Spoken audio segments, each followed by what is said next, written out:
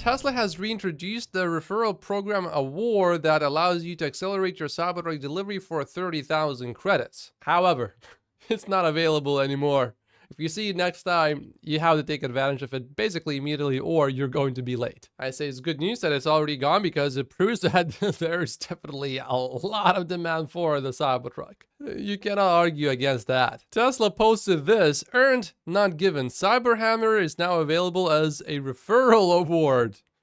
All right. It's 35,000 credits. I think you need to basically sell 3.5 Teslas to get this. And Sawyer did get it, so congratulations, Sawyer. And look at this. She just did a kettlebell test on the Cybertruck. It seemed like it was a bit dangerous for her.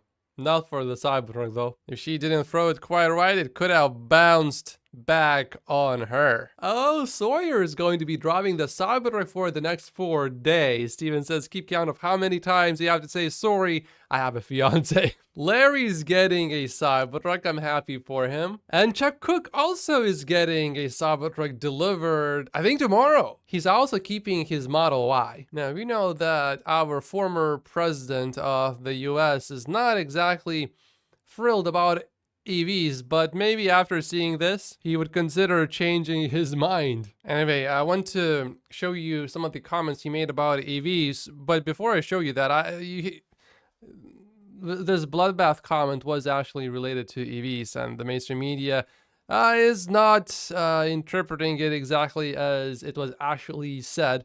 Americans should take Trump's bloodbath comment as a warning, MSNBC reports. NBC reports Trump says there will be a bloodbath if he loses the election. Now, CNN, on the other hand, actually reported this more correctly. Trump warns of bloodbath for the auto industry and country if he loses the election. Now, putting the word country in there can still mislead many people, but at least they put the word auto industry, which makes a lot more sense. Anyway, these news outlets are trying to divide the country, and I don't like it. And the Objective Washington Post also posted, now this is an opinion piece, so okay.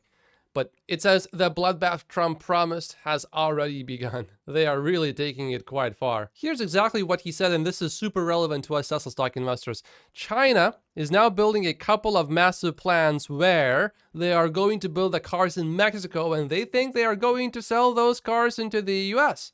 No, Trump said Saturday.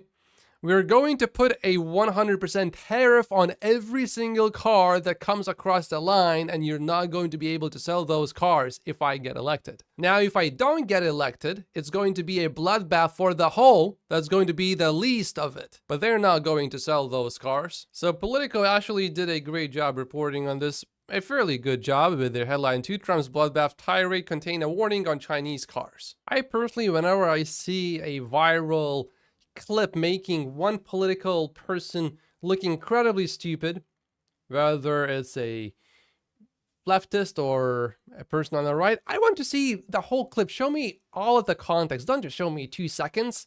Show me the whole thing. And then I come to my conclusion. And usually, after seeing the context, it changes the whole thing. But most people are sheep. They just hear something, oh, bloodbath. Okay, bad. Dude, he was talking about EVs. I remember this time when I lived in Europe and there was a local election, and then someone showed me this clip making the person that I disliked look really stupid. And I thought, I don't know, I mean, I really dislike him, but is he really that stupid? Show? I need to see the whole thing. And then I look at the whole thing, and then the person that sent me the clip, I told him, you're an idiot. You dislike this guy and you fell for the media trap. Just because you dislike the guy, you thought it actually happened. Anyway, I'm not going to go into the whole story, but I see this happen so often. I am an independent thinker. I don't come to conclusions just based on, oh, you're supposed to think like this because everyone thinks like that. No, show me the facts. What actually happened, and then I'll come to my own conclusion. If I did the popular thing, I would have not become a Tesla stock investor in early 2019. The stock